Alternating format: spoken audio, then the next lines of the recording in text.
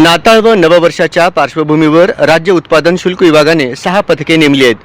अवैध मद्य वाहतूक आणि ढाबा व हॉटेलवरील अवैध मद्य विक्री यावर या पथकांचा वॉच असणार आहे। ज्या हॉटेल चालकांना नववर्षानिमित्त पार्टी आयोजित करायची आहे त्यांनी मद्य वितरणाचा 1 दिवसाचा परवाना घ्यावा, अन्यथा कारवाई होऊ शकते, असा इशारा अधीक्षक नितीन धार्मिक यांनी दिलाय। नवीन वर्षाच्या पार्श्वभूमीवर राज्य उत्पादन शुल्क विभागाकडून एकूण 6 पथके जिल्हाभरात नेमण्यात आली असून त्या पथकात निरीक्षक, डीएम निरीक्षक तसेच जवान समवर्गीय कर्मचारी यांचा समावेश आहे। ही पथके रात्रंदिवस हॉटेल धाब्यांची तपासणी करत आहेत, तसेच परराज्यातील दारूची अवैधरित्या वाहतूक होऊ नये याकरिताही वाहनांची कसून तपासणी करण्यात येत आहे। सर्व हॉटेल्स ज्यांना नवीन वर्षाच्या पार्टीचे आयोजन करायचे आहे त्यांना आवाहन करण्यात येते की त्यांनी या विभागाकडून नवीन वर्षाच्या पार्टीकरिता 1 दिवसीय क्लब परवाना मंजूर करून घेण्यात यावा।